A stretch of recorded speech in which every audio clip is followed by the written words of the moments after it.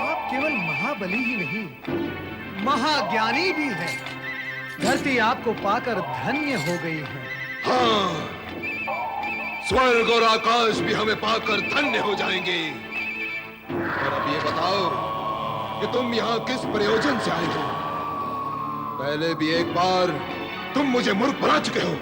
नहीं नहीं महाबली, ऐसा करने की कोई आवश्यकता ही नहीं थी। आवश्यकता ही नहीं थी तो फिर क्यों मुझे लक्ष्मी और विष्णु के साथ संबंध बढ़ाने के लिए आग्रह किया? तुम्हारे विषय में तो कहा जाता है कि तुम जहां जाते हो वहां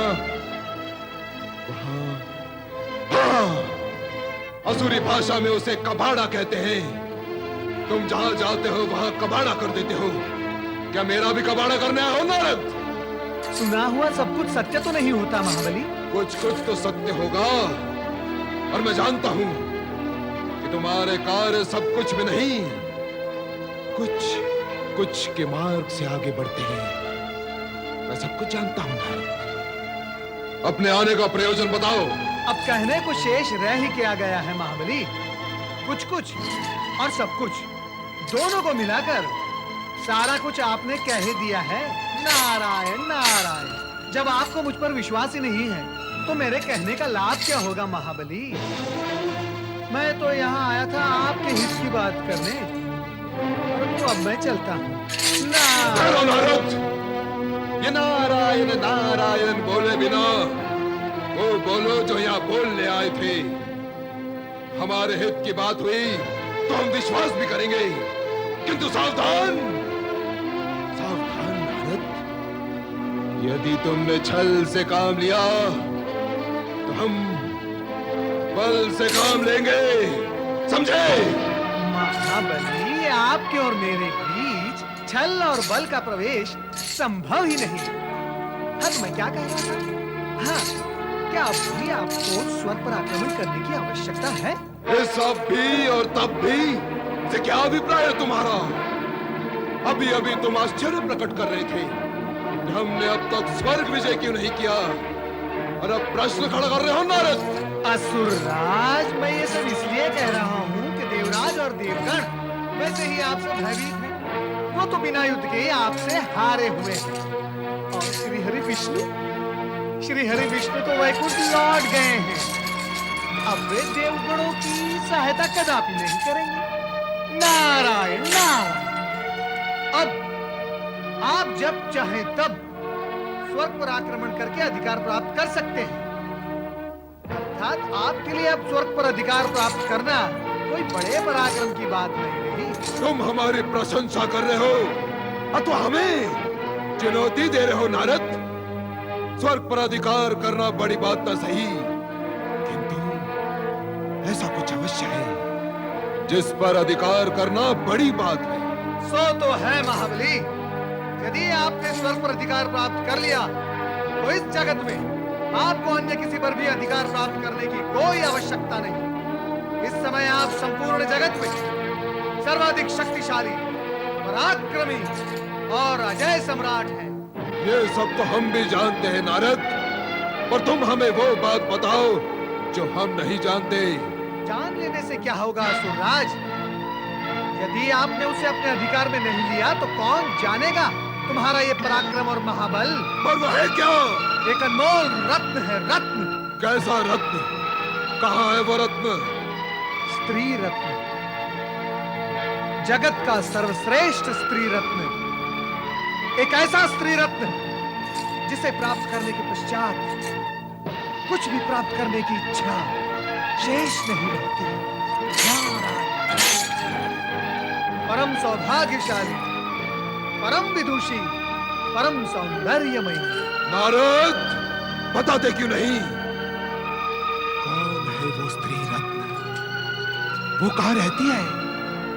ऊंचे स्तर के प्राणी ऊंचाई पर रहते हैं महाबली, और ये परम सुंदरी भी ऊंचाई पर रहती है।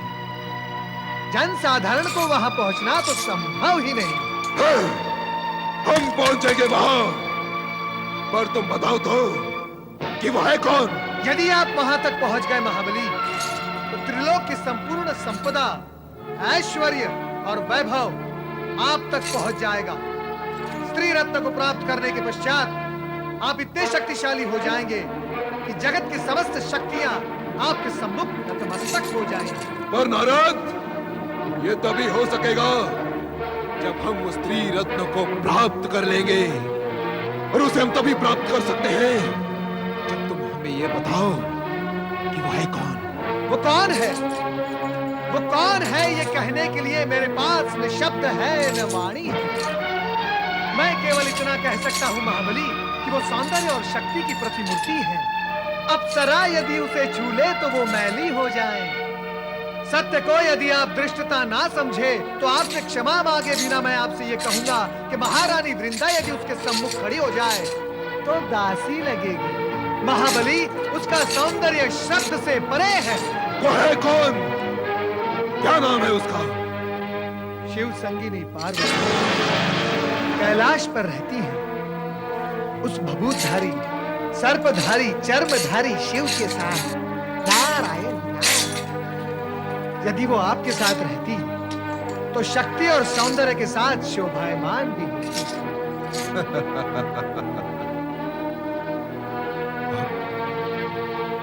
अब ऐसा ही होगा नारद। ऐसा ही होना चाहिए महाबली, ऐसा ही होना चाहिए। अन्यथा आपका ये वैभव, विस्तृत साम्राज्य, शक्ति का विस्तार सब व्यर्थ हो जाएगा महाबली। आप शीघ्र उसे प्राप्त करने के प्रयास करें, और आप जैसे ही उसे प्राप्त कर लें, कृपया कर मुझे सूचित कर दें। मैं आपको बधाई देने अवश्य आऊंगा महाबली। नारायण नारायण। महाबली जलंधर सौंदर्य की प्रतिमूर्ति को प्राप्त करके ही रहेगा। अब यही जलंधर का उद्देश्य है। हम पार्वती को चर्मधारी, सर्पधारी शिव से अलग कर देंगे।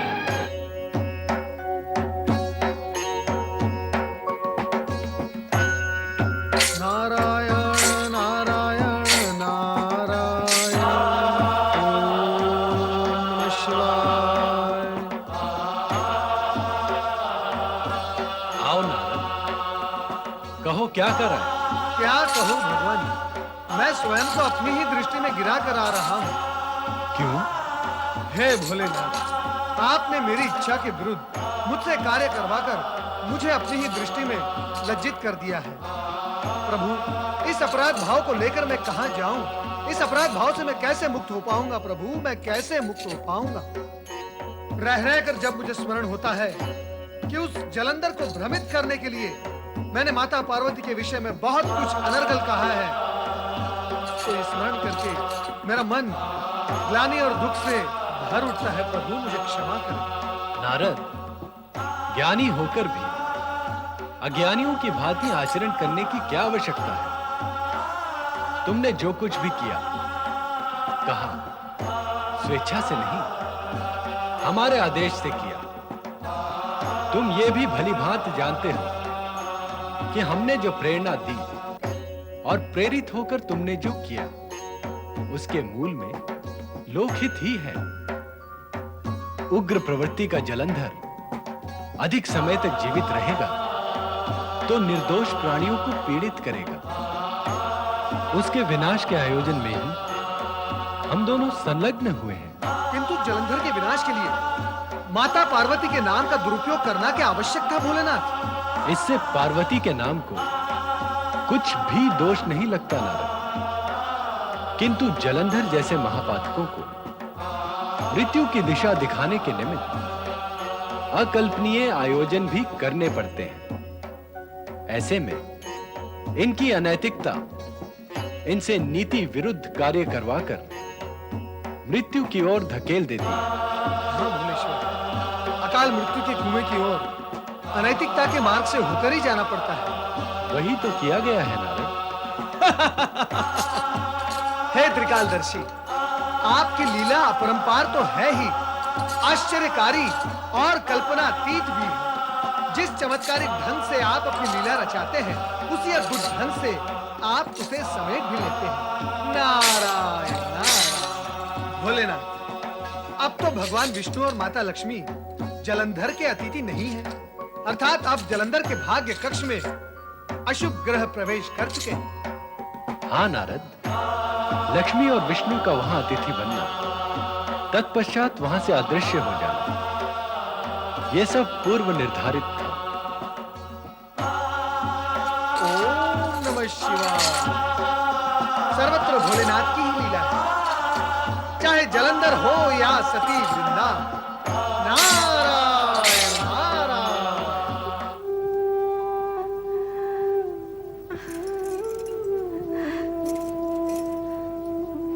वृंदा, स्वामी, आप शीघ्र लौट आए स्वामी। अब हमें स्वर्ग विजय की कामना नहीं रही। अब हम कामनी रत्न प्राप्त करना चाहते हैं, कामिनी रत्न? अर्थात स्त्री रत्न। स्त्री रत्न? वो तो आपके पास है, स्वयं आप ही ऐसा कहते रहे हैं। हम तुम्हारे स्थान पर एक नवीन स्त्री रत्न लाएंगे। शक्तिशाली सम्राट अधिक समय तक एक ही रत्न से संतुष्ट नहीं होते। ये आप क्या कह रहे हैं स्वामी? क्या भूल गए कि भगवान शिव की कृपा से मेरा सतीत्व ही आपका रक्षक है। यदि आपने किसी पर नारी पर कुदृष्टि भी डाली, तो क्या ऐसी स्थिति में मेरा सतीत्व आपकी रक्षा कर पाएगा? भगवान शिव मुझे शक्ति दे सकेंगे? नाम न लो शिव का। भगवान शिव के नाम पर इतनी ईर्ष्या क्यों? इसलिए कि तुम्हारे स्थान पर जिस रत्न को मैं लाना चाहता हूँ, वो शिव की पत्नी पार्वती ही है। शिव शिव शिव, जगत की सर्वश्रेष्ठ सुंदरी पार्वती अब हमारे महल की शोभा बनेगी। हाँ। क्या बोल रहे हैं? क्यों बोल रहे हैं ऐसा? आपकी वाणी साथ कैसे दे रही है ऐसे पापपूर्ण शब्द मुख से निकालने के लिए? अरे वे तो शिवा है, शिवा, जगत माता, जगत जननी, जगदम्बा है। उनके विषय में ऐसी अशोभनीय बात सोचने वाले को तो नर्क में भी स्थान नहीं मिलता, नहीं मिलता। तुम्हें किसने कहा कि हमें नर्क में स्थान चाहिए? नहीं चाहिए। इसलिए तो पार्वती को अपने राजमहल की रानी बनाएंगे हम। परिणाम का भय नहीं है आपको? जिन्हें परिणाम का भय होता है वो जीवन को भोग ही नहीं सकते। नहीं, नहीं स्वामी, मैं ये पाप आपको करने नहीं दूंगी, नहीं करने दूंगी। सावधान वृंदा, सावधान। यदि तुमने हमारे मार्ग में बाधा बनने की चेष्टा की अथवा पार्वती और हमारे बीच आने का प्रयत्न भी किया, तो हम तुम्हें समाप्त कर देंगे।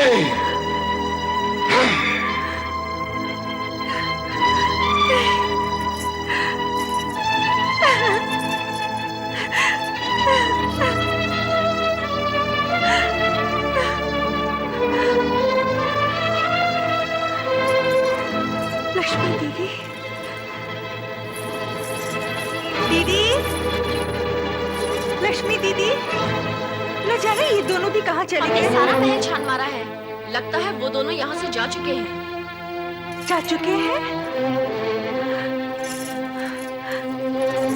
बिना बताए सब कुछ सुन लिया होगा। स्वामी के कटु वचन भी सुन लिए होंगे। हे प्रभु, हे भगवान शिव, मेरे पति को सद्बुद्धि दो।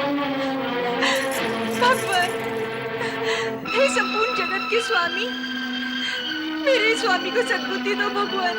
असुर सम्राट महाबली जलंधर की जय। असुर सम्राट महाबली जलंधर की जय। असुर सम्राट महाबली जलंधर की जय। असुर सम्राट महाबली जलंधर की जय।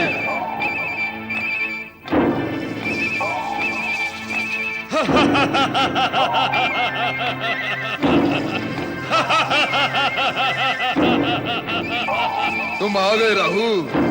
हम तुम्हारी प्रतीक्षा कर रहे थे। मुझे किस लिए बुलाया महाबली? राहु, जब कार्य विशेष हो और अन्य कोई इसे करने में असमर्थ हो, तब तुम्हें ही याद करना पड़ता है। आज्ञा करें महाबली, मुझे क्या कार्य करना है?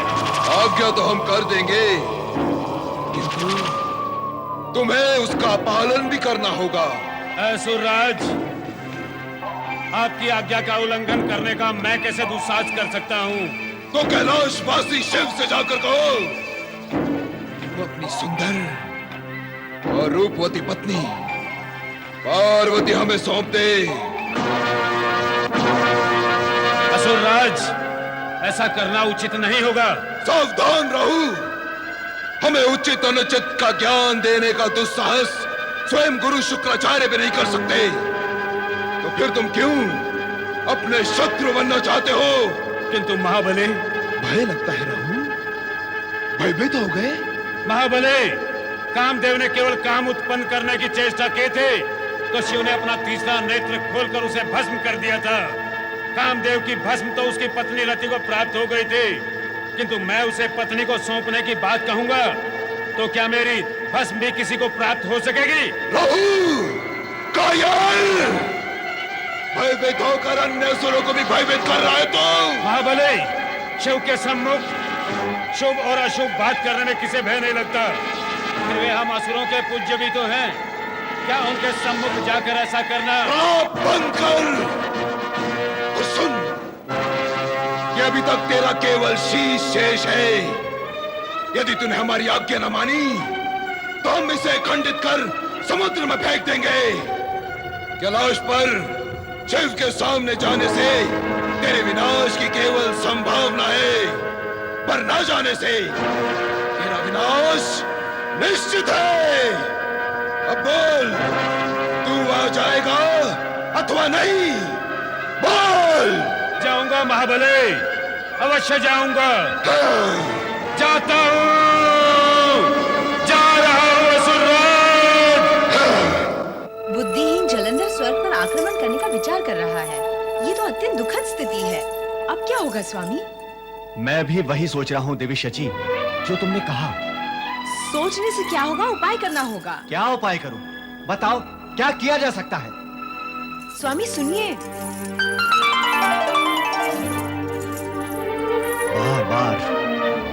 बार बार एक ही संकट सिर पर आ पड़ता है। क्या मुझे चिंता नहीं है? मैं भी वही सोच रहा हूं कि कुछ उपाय होना चाहिए। नारायण नारायण। देवराज, आप तो चिंता के साथ साथ क्रोध भी करने लगे। देवराज, अकेली चिंता ही वर्तमान खा जाती है और क्रोध तो वर्तमान के साथ साथ भविष्य भी खा जाता है। आप क्रोध न करें और चिंता भी न करें, केवल चिंतन करें। क्या करें देवर्षि? बार बार असुरों के आक्रमण होते हैं और हर बार यही चिंता लगी रहती है कि क्या उपाय करें। चिंता कर रहे हैं उपाय के लिए? नारायण नारायण। तो उपाय की चिंता करना छोड़ दे देवराज। चिंता छोड़ दो? तुरंत देवराज, तुरंत। आपके शुभ की चिंता करने वाले, आपके शुभ चिंतक भगवान श्री हरि विष्णु के आशीर्वाद और भगवान भोलेनाथ की कृपा से आपके संकट टल रहे हैं देवराज, अर्थात उपाय हो चुका है। नारायण नारायण। उपाय हो चुका है, संकट टल रहा है। देवर्षि, हमें तो ज्ञात हुआ है कि दैत्य गुरु शुक्राचार्य ने जलंधर को पुनः स्वर्ग पर आक्रमण करने का आदेश दे दिया है। दिया था, परंतु जब आपको वो ज्ञात हुआ तब वो वर्तमान था और अब वो भूतकाल की बात बन चुका है देवराज। दैत्य गुरु शुक्राचार्य के वो आदेश, वो परिस्थितियां काल का ग्रास बन चुकी है। नारायण नारायण। तो क्या जलंधर अब स्वर्ग पर आक्रमण नहीं करेगा? कैसे करेगा? आपके शुभ चिंतकों ने स्वर्ग से भी अधिक प्रिय और मधुर मधु उसके मुख पर लगा दिया है। अब वो स्वर्ग को भूलकर उसकी प्राप्ति के लिए उन्मत्त हो उठा है। मैं कुछ समझा नहीं देवर्षि। आप सदा ना समझने की भूल क्यों करते हैं देवराज? उबरे इस भूल से अब आप केवल इतना समझें कि परिस्थितियां बदल चुकी हैं। माता लक्ष्मी तथा भगवान श्री हरि विष्णु वैकुंठ लौट चुके हैं तथा जलंधर की दृष्टि अब स्वर्ग पर नहीं कैलाश पर है, जहां उसकी मृत्यु उसके लिए पाश ढूंढ रही है। नारायण नारायण नारायण नारायण। राहु, तुम जिस कार्य के लिए जा रहे हो उसके सर्वनाशी परिणाम पर भी विचार किया है अथवा नहीं? कहीं ऐसा ना हो भगवान शिव के कंठ का विष निकलकर तुम्हारे अमृत को सोख ले। नारद, क्या ऐसा होना संभव है? भगवान भोलेनाथ के लिए असंभव क्या है राहु? और फिर विधाता ने सृष्टि के आरंभ में ही दुष्टता और दुर्भावना का परिणाम विनाश ही लिख दिया था। सत्य कहो नारद, कहीं सर्वनाशी कामना का बीज दैत्यराज के मन में तुमने तो नहीं बोया? अरे राहु, क्या तुम्हें इतना भी ज्ञान नहीं? नारद यदि किसी के मन में बोएगा तो वो निर्माणकारी और कल्याणकारी बीज ही बोएगा, परंतु असुर का मन तो बंजर धरती जैसा होता है। महानिर्माणकारी अथवा कल्याणकारी बीज बोना अर्थात व्यर्थ करना है। वैसे भी जो पूर्व निर्धारित है उसे टालना न तुम्हारे वश में है न मेरे वश में, अर्थात आगे बढ़ो। नारायण नारायण। ओम नमः शिवाय। ओम नमः शिवाय। ओम नमः शिवाय। हे देवादिदेव शिव शंकर, हे भोलेनाथ, हे विपदा हरि भगवान शिव, मेरी विपदा हरो भगवान। मैं आपकी शरण में आई हूँ। मेरे स्वामी को सद्बुद्धि दो भगवान, मेरी स्वामी को सद्बुद्धि दो देवेश्वर। उनको कुमार्ग पर बढ़ने से रोको, उन्हें रोको। वृंदा, बंद करो हमारे शत्रु शिव की आराधना। ये तुम्हारा कुछ भी भला नहीं कर सकता। नहीं स्वामी, ऐसे अपशब्द अपने मुख से न निकाले। किसी के प्रति किया गया अपमान पीड़ा का रूप धारण करके बहुत पीड़ित करता है। विश्वेश्वर शिव को अपना शत्रु समझने वाले का कोई भी मित्र शेष नहीं रह जाता। उसका अंत अत्यंत दुखद होता है। मैं आपकी पत्नी नहीं चाहती कि अपने स्वामी को दुखद स्थिति में देखूं। इसीलिए आप शिवद्रोही न बने, आप शिवद्रोही न बने स्वामी। शिवद्रोही? शिव शिव मैं शिवद्रोही न बनूं, पर तू पतिद्रोही बनने के लिए तैयार है।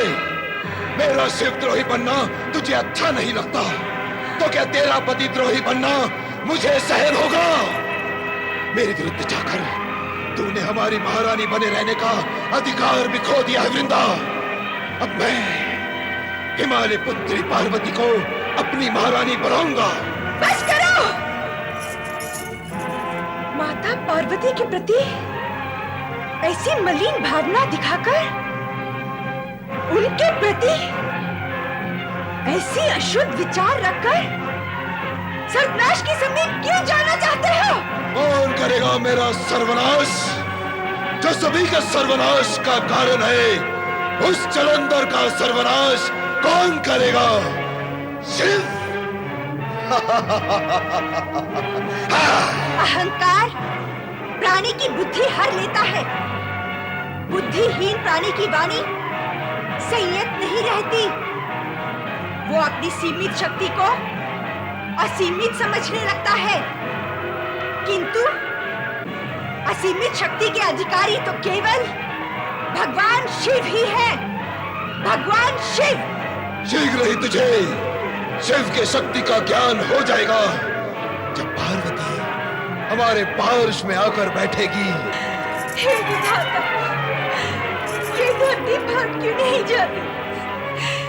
ये धरती भाग जाए और मैं इसमें समा जाऊं। मेरा मार्ग अवरुद्ध ना हो, इसलिए ऐसा कुछ तो तुम्हें करना ही होगा। किंतु मेरे विवाह के शुभ अवसर पर ऐसा शुभ कार्य न करना। पार्वती के साथ मेरा विवाह हो जाने के बाद जो इच्छा हो कर लेना।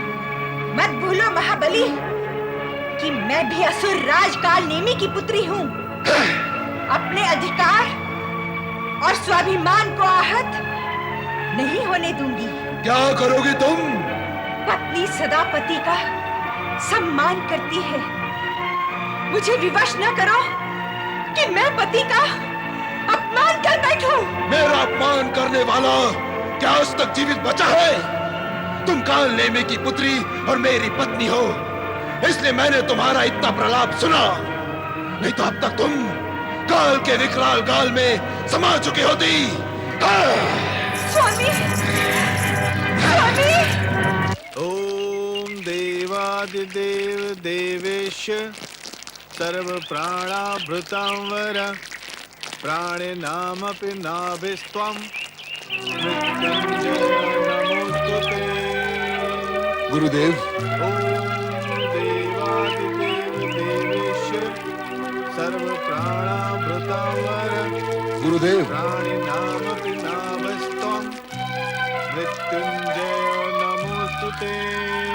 गुरु शुक्राचार्य, तुम्हारा परम शिष्य महाबली जलंधर तुम्हें प्रणाम करता है। सर्व प्राणाभृतांवर प्राणिनामपि नाभिस्त्वं मृत्युंजय नमोस्तुते। ओम देवादिदेव देवेश गुरु, सर्व प्राणाभृतांवर ये कठोर मुद्रा प्राणिनामपि मेरे प्रति उपेक्षा और मेरे प्रणाम के उत्तर में क्रोध। ऐसा क्यों गुरुदेव? मैं तो आप ही का पालित पुत्र हूं। मैं तो आपके आशीर्वाद की इच्छा लेकर आया हूं। और आप हैं कि गुरु होकर मुंह फुलाए बैठे। मेरी ओर देखिए गुरुदेव, मेरी ओर देखिए। गुरुदेव, मैंने आपकी इच्छा के अनुसार अपनी बहन लक्ष्मी और बहनोई विष्णु को अपने भवन से विदा कर चुका हूं। विदा कर चुके हो, किंतु उन्हें अपने यहाँ लाकर जो भयंकर भूल तुमने की है उसका परिणाम तो तुम्हें भुगतना ही होगा जलंधर। मेरी दूर और दिव्य दृष्टि देख रही है कि तुम पर विनाश की काली छाया मंडरा रही है। इसीलिए भगवान शिव को प्रसन्न करने के लिए मैं ये श्रेष्ठ यज्ञ कर रहा हूँ। शिवेष्ठ यज्ञ? विनाश की काली छाया मिटाने के लिए? गुरु, इससे विनाश की काली छाया मिटेगी नहीं और भी अधिक घनी हो जाएगी। शिव हमारा शत्रु है, उसे प्रसन्न करने की नहीं, उसे पराजित करने की आवश्यकता है। मैं उसे पराजित करूंगा और उसकी सुंदर पत्नी पार्वती को अपनी महारानी बनाऊंगा। तेरा सर्वनाश तेरे मुख से बोल रहा है जलंधर, और तुझे महाकाल से कोई नहीं बचा सकता, स्वयं मैं भी नहीं। अरे अदूरदर्शी, क्या बुद्धि और विवेक ने सदा सदा के लिए तेरा साथ छोड़ दिया है? इतना उत्तेजित क्यों हो रहे हो गुरु? ऐसा मैंने क्या कह दिया जो तुम्हें इतना कुछ मुझसे कहना पड़ रहा है? पाप करते समय पापी को भी यह ज्ञान नहीं होता कि वो पाप कर रहा है। तुम्हारी स्थिति भी वही है। अरे असुर हुए तो क्या हुआ? हमारे भी कुछ रीति नीति और सिद्धांत हैं। पार्वती जगत माता जगदम्बा है और शिव हमारे पूज्य है। उनके प्रति ऐसी कुत्सित भावना रखने वाले का कभी कल्याण हो सकता है? अपने मन से उनके प्रति कुविचार निकाल दो जलंधर। मैं इतना कच्चा और बुद्धू शिष्य नहीं हूं कि अपने गुरु की हर उल्टी सीधी बात मान लूं। पार्वती को अपनी महारानी बनाने का मेरा निश्चय अटल है। इसी कार्य के लिए मैंने राहु को कैलाश भेजा है कि वो शिव को जाकर कहे कि पार्वती मुझे सौंप दे। राहु वहां जाकर शिव से पार्वती मांगेगा। अवश्य मांगेगा, और यदि शिव ने सीधे सीधे मेरा प्रस्ताव स्वीकार नहीं किया और पार्वती को मुझे सौंप नहीं दिया, तो मैं कैलाश पर आक्रमण करके पार्वती का बलपूर्वक अपहरण कर लाऊंगा। बस जलंधर बस, अब और अधिक नहीं सुना जाता।